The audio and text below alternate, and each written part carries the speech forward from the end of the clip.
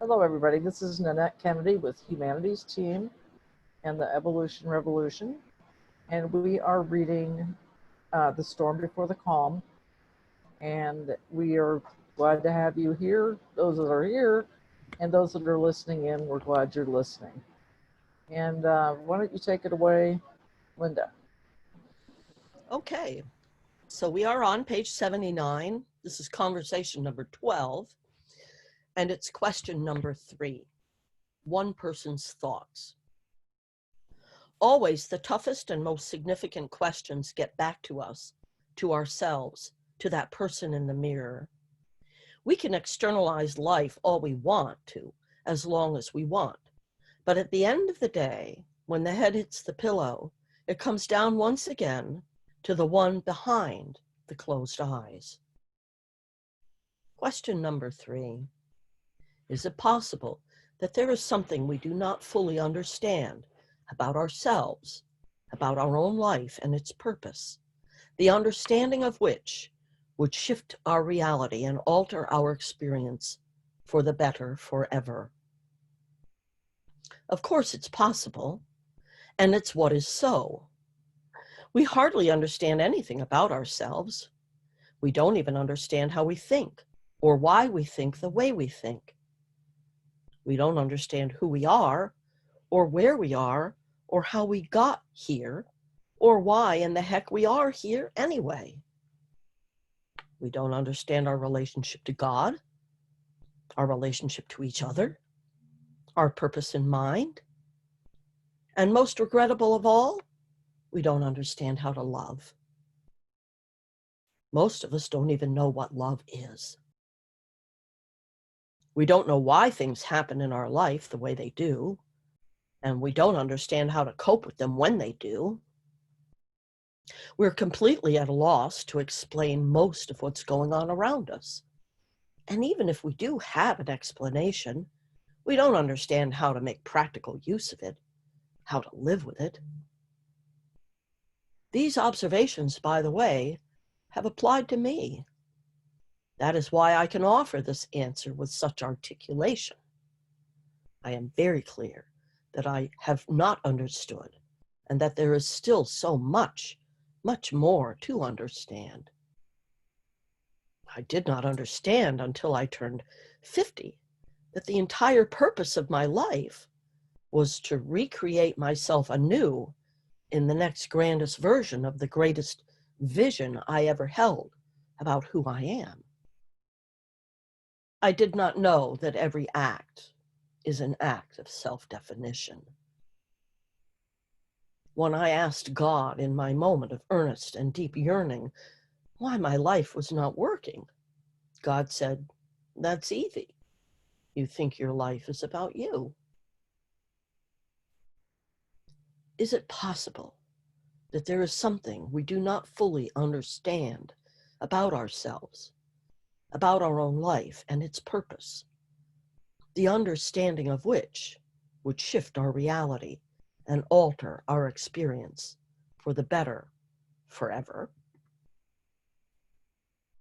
I was made to understand that my life had nothing to do with me, but rather with everyone whose life I touched and how I touched them.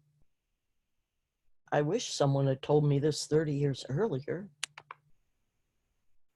I didn't know that I was holy, a sacred aspect of the sacred itself. I thought I was nothing, smaller than a piece of dust in the cosmic sky. Then I discovered who I really am, who we all are, and what we are all doing here. And everything shifted in my life. I found that earlier in my life, I knew nothing of the real truths of life. I thought it was about get the car, get the girl, get the job, get the diploma, get the spouse, get the kids, get the house, get the raise, get the better car, get the better job, get the bigger house, get the gray hair, get the grandkids, get the office on the top floor in the corner, get the retirement watch, get the pension, get the cruise tickets, get the apartment that replaces the house, get the illness, get the sympathy, and get the hell out. I mean, That's what I thought life was all about. Late in life, I learned that I was here on earth on a divine mission, serving the purpose of the soul, and that I had spent 98% of my time on the 98% of things that simply didn't matter. Now I know better. As my father used to say, so old, so soon, so smart, so late. And my mother used to say, better late than never. Are there things that most of us do not understand about ourselves and about who we are, the understanding of which would alter our lives forever for the better? Of course there are. Points I hope you'll remember. We hardly understand anything about ourselves. We don't understand our relationship to God, our relationship to each other, our purpose in life, and most regrettable of all, we don't understand how to love. When we understand these things, our whole world changes. Our life is never the same again. Action I hope you will take. Undertake the work of the soul. Determine this moment to begin spending 20 minutes a day with your soul. Use the guidelines toward the end of this book as a means of creating that experience, or any other tools you wish, but promise yourself to do it. End of chapter.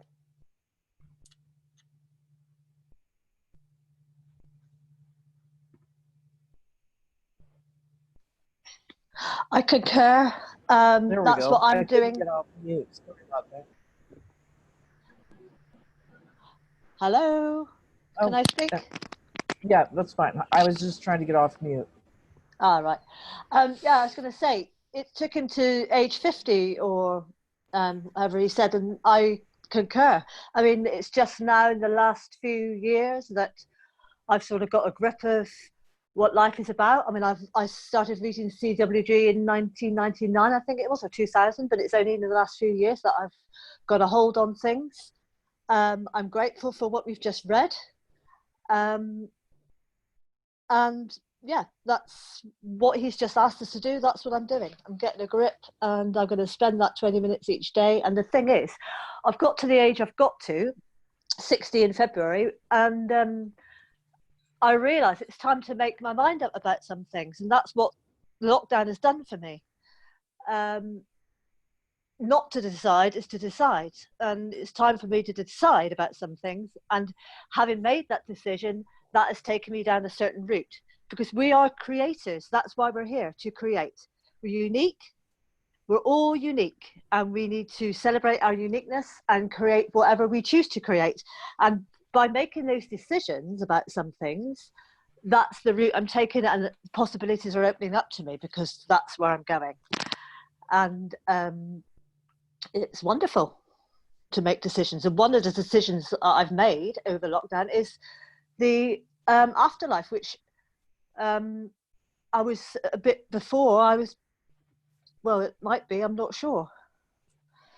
I'm really not sure. But yes, there is an afterlife, and I haven't seen the afterlife, but I know in one of our calls previously, when Neil asked us to say who we are, and I said that I can't remember what I said now about unique, and I think, if you may recall what I said, having experience in the incarnation of Angela Means. And when I said that, I said that day. I knew what I was saying. I hadn't experienced it, but I said it. And by saying that, I am what I am.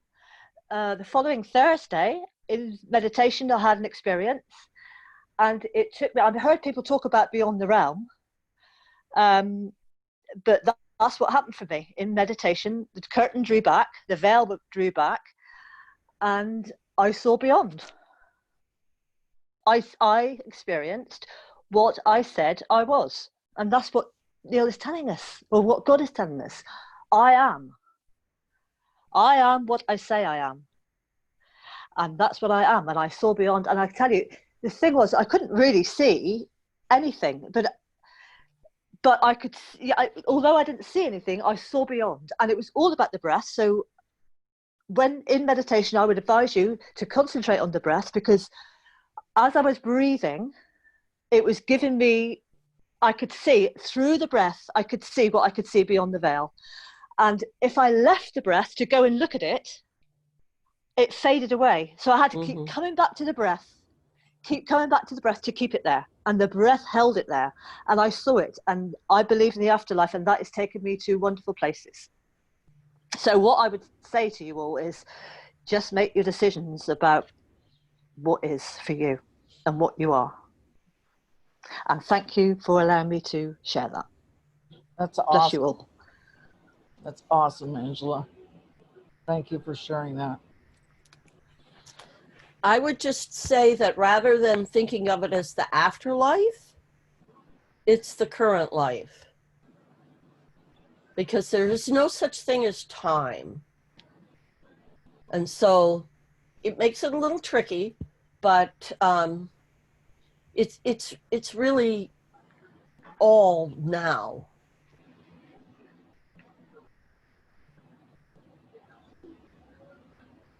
Yes, I agree. There is only the moment of now. So absolutely. But, you know, we live in this world and we can only explain from our perceptions. Right. Right. Yeah.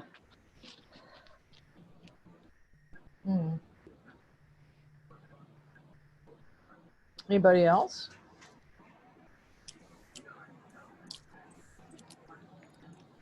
Hello, my name is William. I want to say something. I never talk in these things. And can I have a few minutes to talk about this reading that we just did here? Yes. Absolutely. Terrific, terrific. Anyway, I can identify with the author. I'm 70 years old, by the way. And all my life I've been a seeker. And it wasn't until the age of 50 also, just like the author, that I believed that I found out who I was. And just finding out that we are not the body, but that we are spirits, that's mind-blowing. And that took a long time for to sink in, but it's finally sinked in.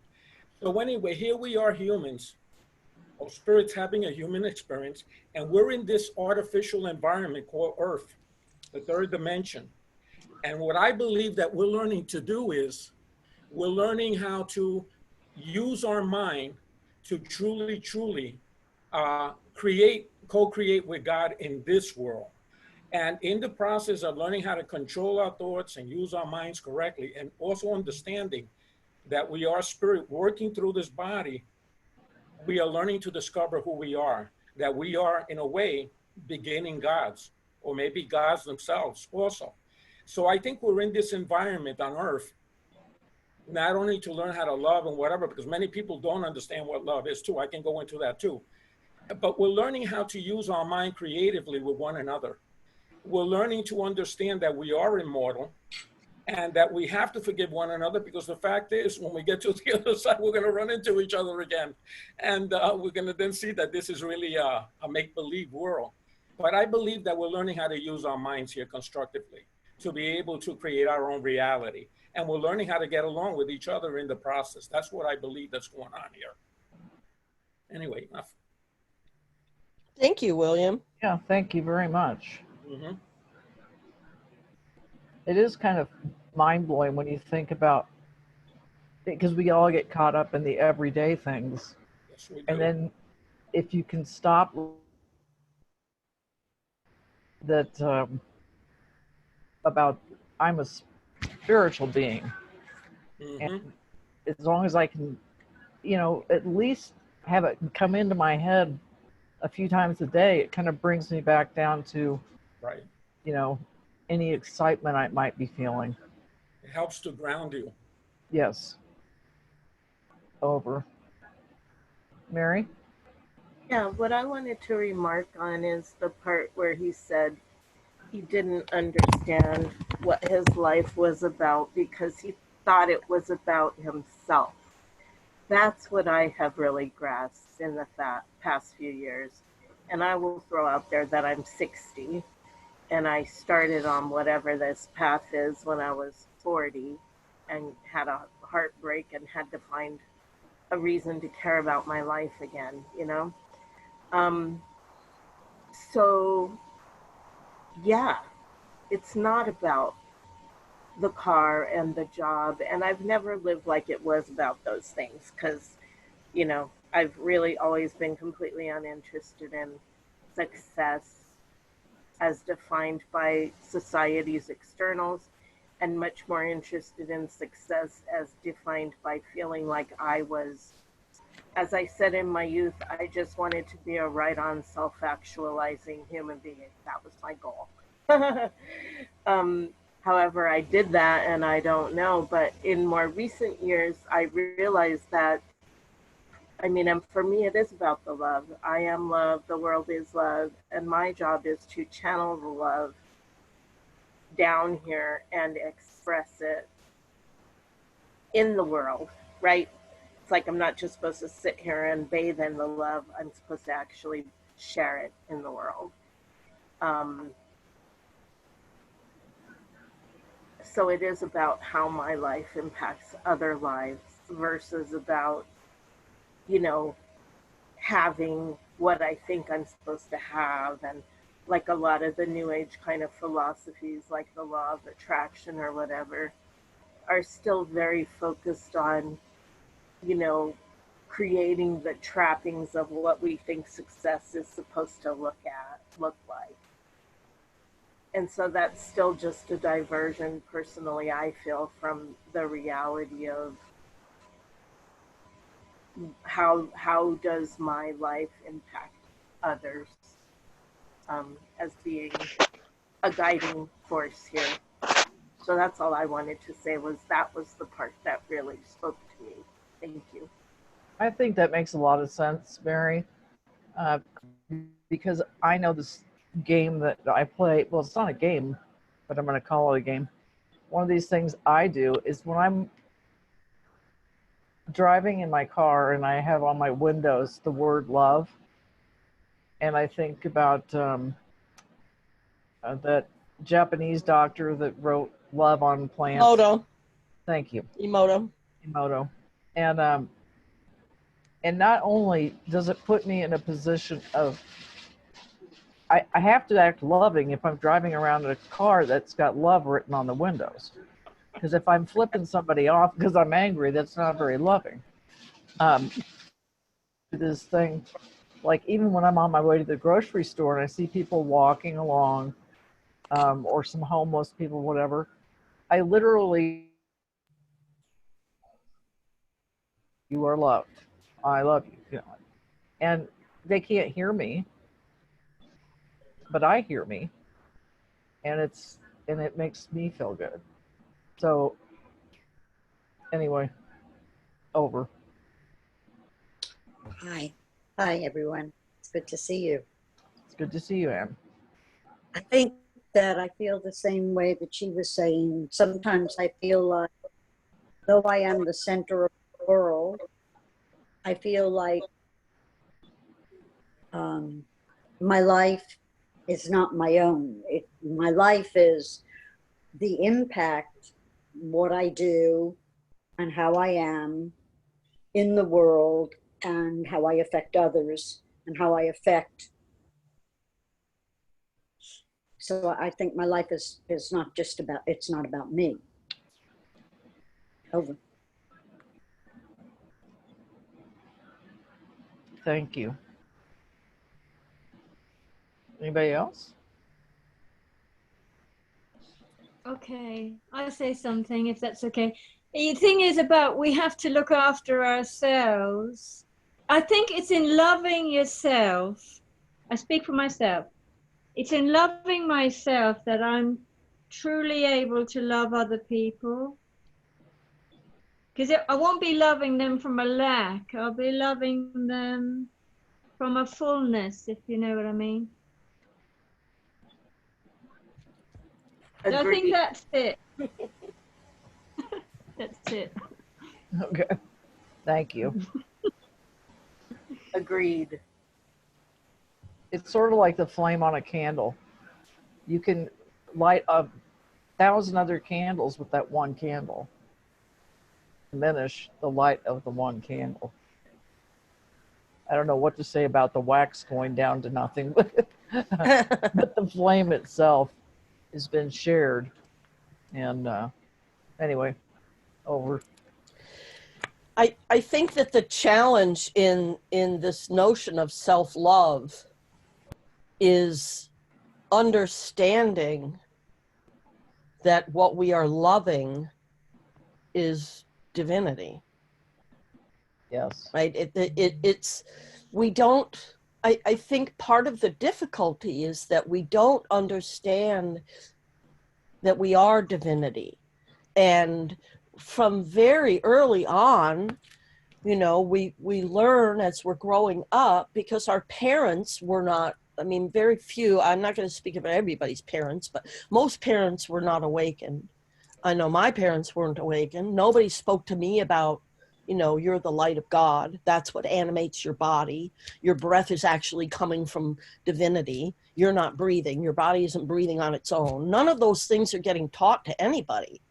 And so no wonder it takes us so long to really embody the teachings, because we're having to relearn and undo so much programming that and hooking of you know, really kind of garbage concepts, right?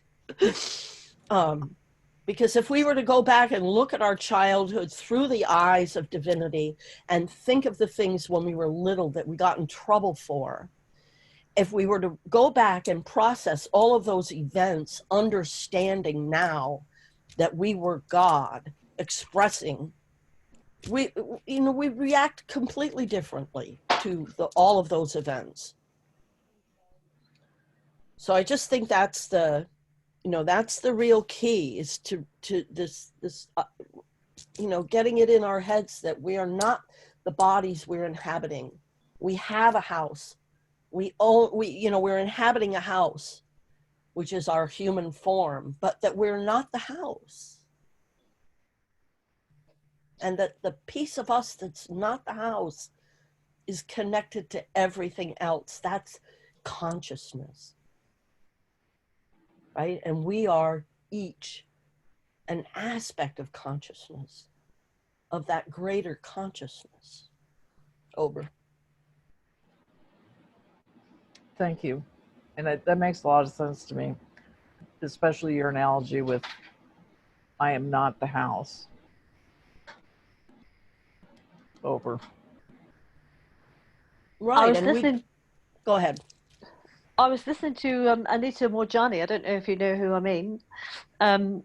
Speaking, and she was saying that we've lost our abilities. Our bodies are so much more able than the highest computer that there is. Yes. But we've lost it. It's been taken away from us, or we've taken it away from ourselves. We gave it up. We gave it up. We've given it up because we've bought into another story. Yeah. Right? The story of Jesus, and he's not the only one. There are other stories. There are other masters who manifested when things were needed, right? But this notion of, like the Baird T. Spalding book that talks about the life and teachings of the masters of the Far East. I think it's right in volume 1 where he talks that they're hiking through the wilderness to go find this master, and they're hiking with nothing. They're traveling with nothing. And yet every time they stopped at the end of the day, there would be food, there would be what they needed. Where did it come from? The scientists couldn't figure out where this stuff came from. It just showed up. And we have that. This is where I'll always come back to, this is part of what's happening on Earth right now, is the financial systems that we have in place have us blocked.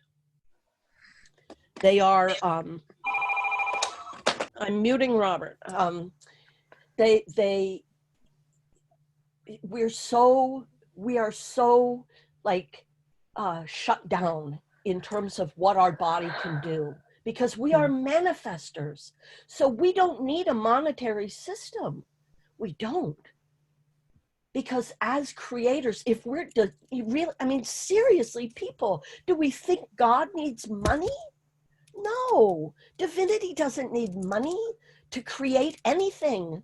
Divinity doesn't think to itself, I want a Starbucks, I got to go find $5. You know, it's like not how it works. And yet we have limited ourselves by buying into this physical monetary system that we exist in. And we've given up our power. We've given it Linda, up. don't you think this is the time? We're at it. It is the time. Yeah, this is the time. This is it. We're here. So we need to wake up. We need to do it. Exactly. Right. And what has to happen, seriously, what has to happen is individuals need to realize, don't be looking externally for, I mean, No. you know, you can go through the mundane, you know, human aspects of applying for loans and all of that.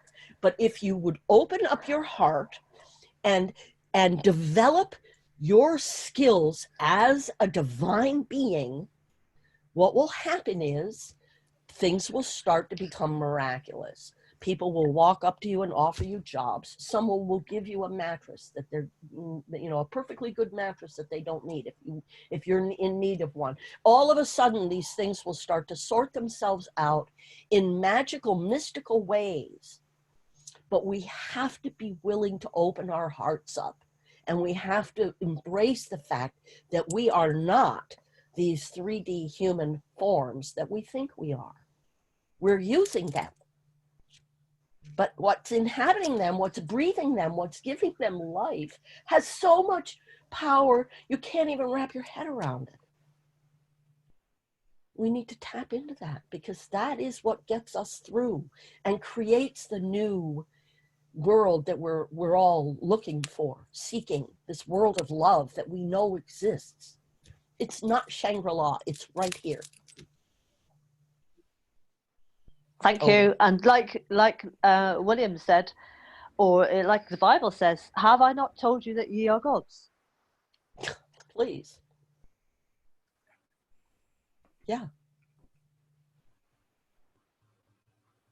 But there's this, you know, there's this thing that happens where people start to act like that, and then people put them down because of, who do you think you are, you know, and we judge each other. And so it's, and then those of us that are starting to express, then we become afraid.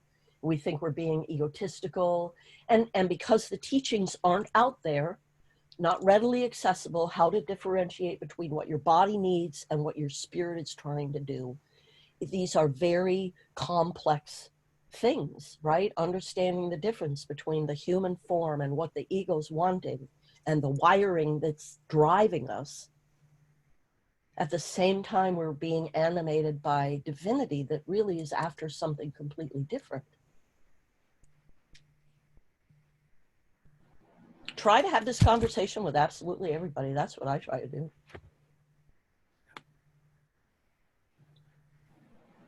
I have no friends left, Linda.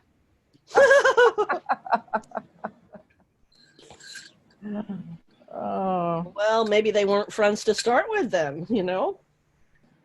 I'd like to keep them. They're part of the 98%, which is absolutely useless. And Shabana, I think if I listen to my own advice here, is if you say the word love before you go on with what you're going to say, and if, for me, sometimes I've got to do it in my head and go love, love, love, love, love, love, love, love. And then I can speak my piece. I have a tendency to be more loving in what I'm about to say, especially if it's something, you know, with, you know, when my children were younger, or because I've been doing that for a long time, because I always, when I would forget to do that, it just react instead of think before I speak. I would walk away probably feeling worse than my kids did, you know. So I think if we're in the checkout line and somebody behind us is complaining because we're not quite 6 feet apart, or or you'd like to tell somebody to put their mask on, it's got to be done through a loving way rather than a I know everything way. Over.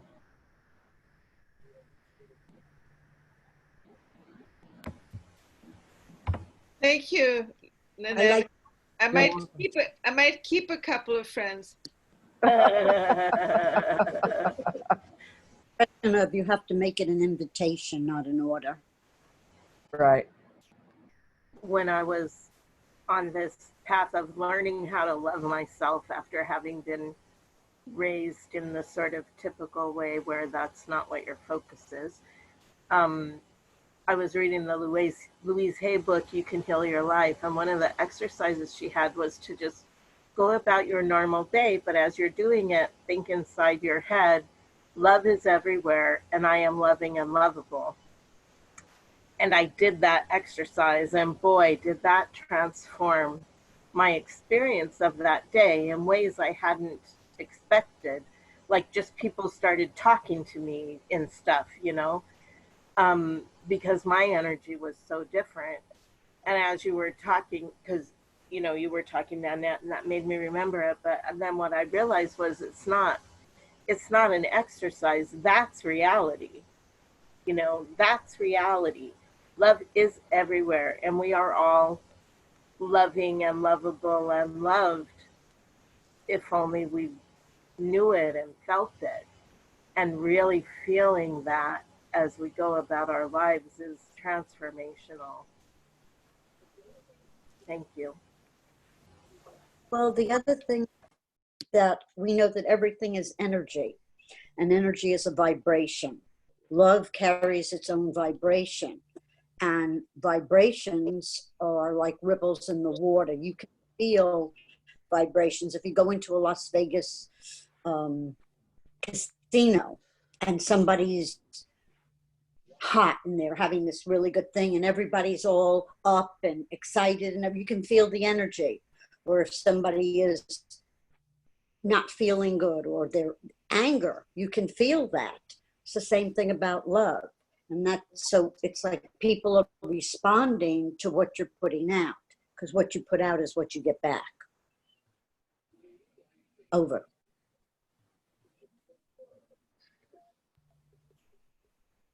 Agreed. Can I say something? Thank you for this conversation, Bob Larick. Is that right? Yes, please do. Okay, thank you. You made me think of not only when I got up from the table with my wife being angry at me for wanting to get up, but this Association for Spirituality and Psychotherapy was a group that's not too active anymore, or active at all. But I remember them saying we all have identity conflicts, that we think we're really physical beings, but we're really spiritual beings primarily. And the idea of being part of God's Holy Spirit of goodness, I think, are things that you are projecting in that loving spirit of God's Holy Spirit. Not always so perfect either, by the way things are going, but at least the good parts, and then the creation of life and appreciation for those good things. And I thought that was very meaningful, that we can appreciate our own good things and loving things that we love about ourselves and our blessings, and can come out with more constructive, positive, loving energy, which I constantly struggle with my wife, frankly. But thank you for the conversation and your good spirits of a divine nature. I also have one other comment, which is, can you see the beauty in things? Like when you look at things, can you see the beauty instead of it being good or bad or negative or positive, whatever, can you see the beauty?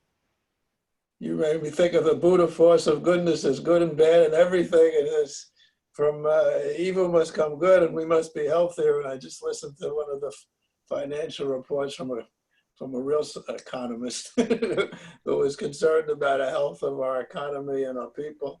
And that type of compassion and reality is, but we all need God's help and a better Holy Spirit on earth.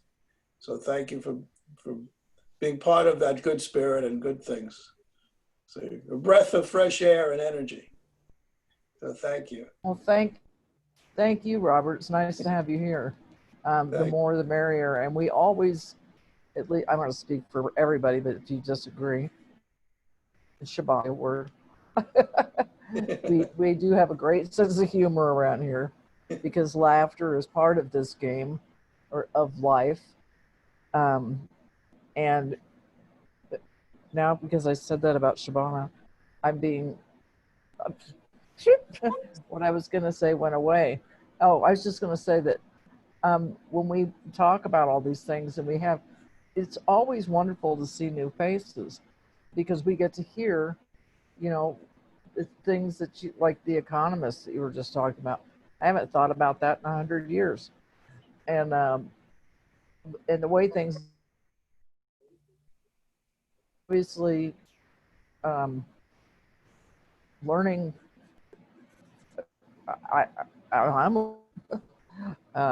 I can't put it down to one word, but I'm learning a lot about the world. So, really appreciate it. It's not so perfect. Anybody else? The more you know that we need these type of discussions, and the more loving and science and sanity and is part of God's system, of the natural systems, and we shouldn't be just making culture wars against each other and creating more hostility and hate. And as you bring up, we need a more loving and accurate, the issue of honesty and accuracy, but we still need God's reconciling spirit and competency all over the place. I don't want to be too political, but the rest of the world is doing so much better than we are. You need truth and honesty. Yeah. So thank you for your truth and honesty and goodwill to man and humanity. Just wondering if we had time for Anne Darby's sound healing, opening the heart, or should I just do the meditation? We've got short time left. How long does that take, Anne? Pardon? Anne Derby, how long does it take to do the sound healing? I'm not sure, about 10 minutes, I reckon. Yeah, that'll take us way over. Okay, but wait till I tell you something then before, if we don't do it, I mean, it's okay not to do it, but I'm just saying we're not embodying, we're up here again. Just to know that we're having a conversation still up here. We haven't embodied anything. So doing it is embodying it. And that's the value of it. Agreed. It's a technology. It's an engineering. It's hooking the human being back together again. It's got that potential. That's what I'm saying. Right. And it's got the potential of opening the heart. It's only the heart at the moment I'm doing, but it's got the potential of opening the heart. And when you open the heart, you open the connections. You know, they say blood is thicker than water. Well, we're opening the connections, the blood connections that connect us all, because that's how we function. Thank you. May I make a suggestion, Nannette? Sure. I know that you and Linda have to leave because you have other appointments. So I could do the meditation within a minute, but it seems to me that what Anne's got is probably something we should start the meetings with, because as she says, the embodiment, the opening of the heart is probably quite valuable in getting us to actually absorb the material of these books. So it's just a thought that I had, so that we wouldn't. That's a good idea. And you know, like if we could just continue her meditation after a quick one that I finish, if it's possible at all. We can do that, but it won't be recording. Well, that's fine. So Well, why don't you go ahead and do the closing meditation, and then I'm not going to stop the recording. Let's see if it records it anyway, but I kind of doubt it. Okay. So anyway, go for it. Thank you. Lord God, we thank you that we're not these bodies. That's news to almost everyone. And we're glad that Anne Darby has the solution, because we need one at this point. Seeing as 98% of everything, I'm speaking for myself, that I've ever done has been completely wasted. So we're grateful and we're thanking you that someone's got a way to hook the mind and the body together, even though we're just souls having a physical experience. You know what I mean, and I think almost everyone here does. So we're going to meditate on it. Amen.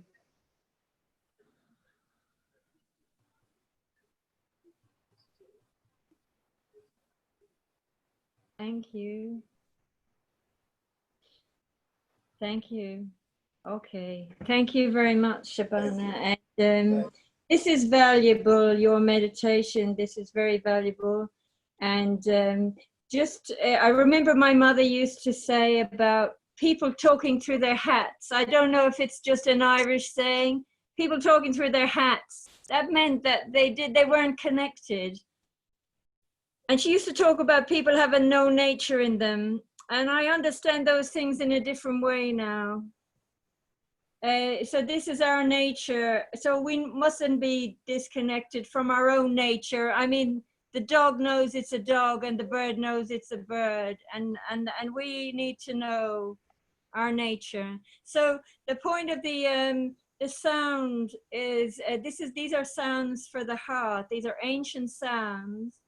And the heart hears them, just like if you make a little sound for a bird, the bird knows you, the bird will hear you if you get the sound right. So we don't have to worry about the sound sounding out. You're making the sound in to make the sound vibrate with the organ. And once we can open the heart up, that helps us communicate from the center of our being, rather than from our hats, from our heads, from the center of our being. So the first sound is sheen. So remember, we're making the sound in. So you can put your hand on your heart. You can listen first, and then you can follow me 3 times. So I'm breathing in deeply.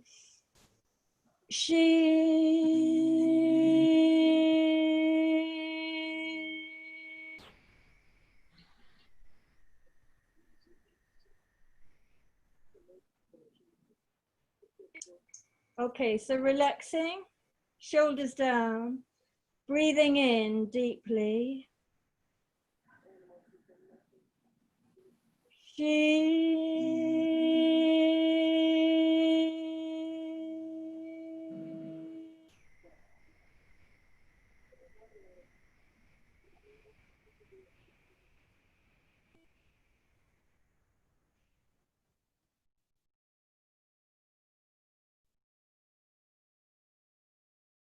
So breathe in deeply.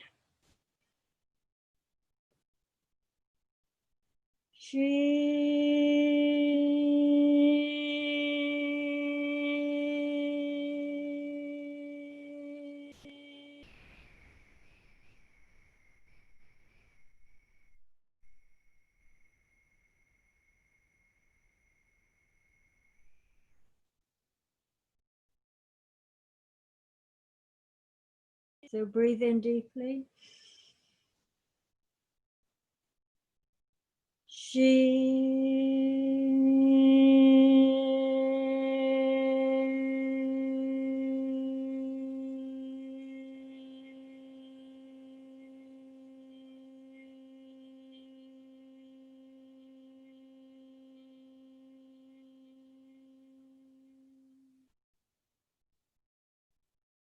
So relaxing. We'll just do one more. This is to open the physical part of the heart.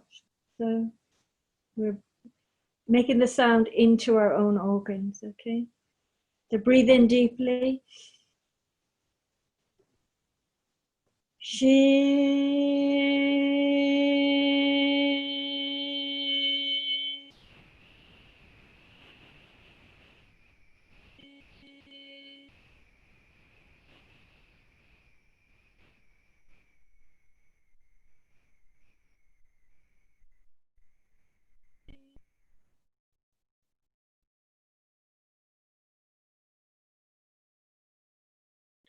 So the second sound is a sound for the emotional heart.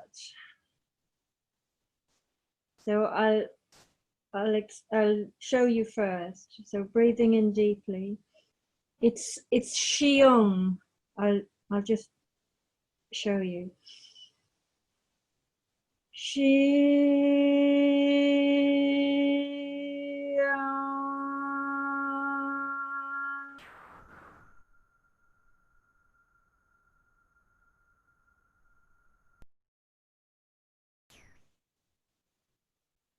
And when you're making that sound, you sort of roll your tongue a little bit when you're doing the bit of it.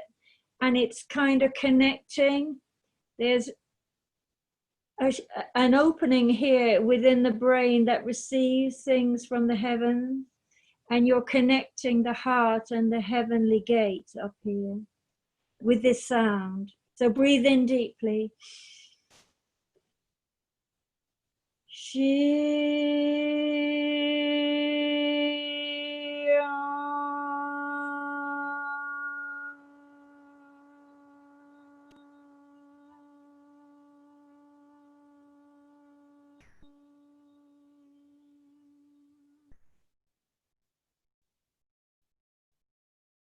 So breathe in deeply.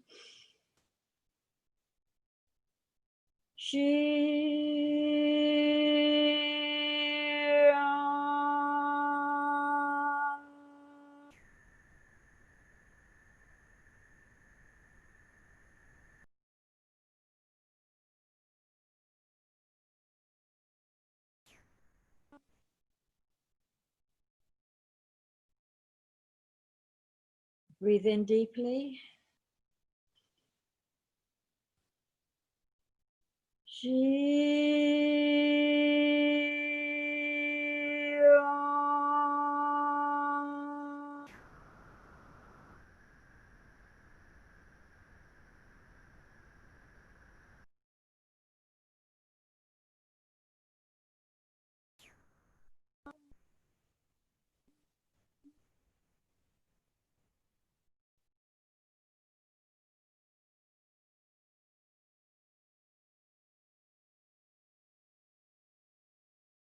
So relaxing, taking another deep breath. The next sound I'll demonstrate it first is like sheen, but it's a lighter sound and it's opening up the spiritual nature of the heart. So breathing in deeply.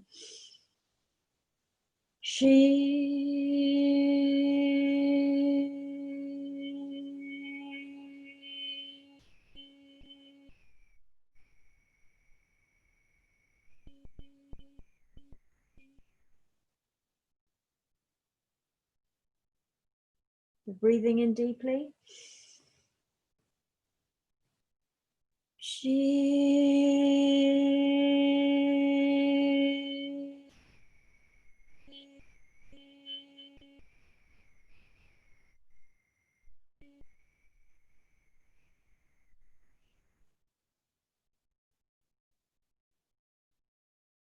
Breathing in deeply.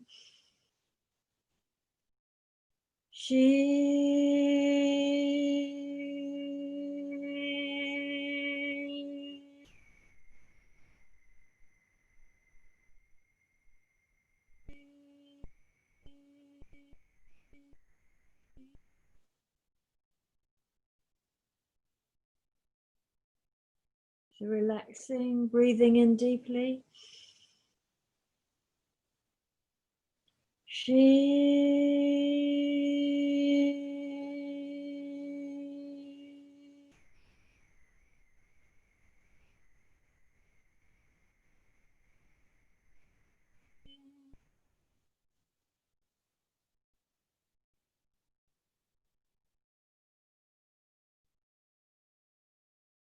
embracing all the feelings and sensations inside of us and noticing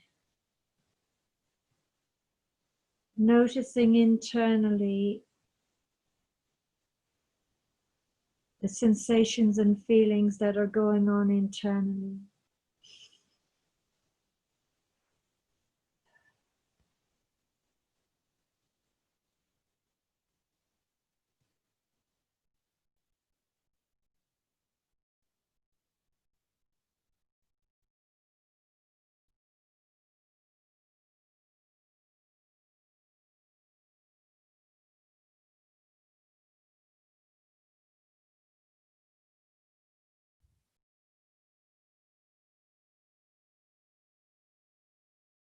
Thank you. And if anybody wants to say anything about how they're feeling, that might be helpful.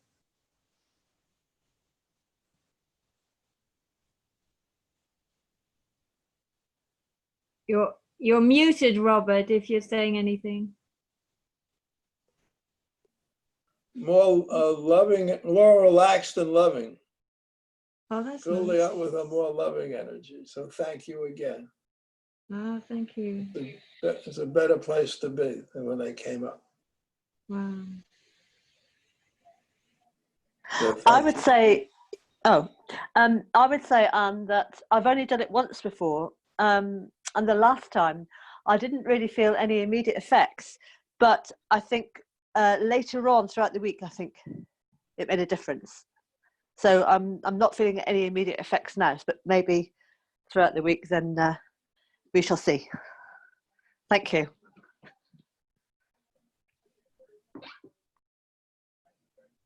I felt a huge clearing, Anne. Thank you. When I'm looking inside. So it worked. Thank you. Thank you.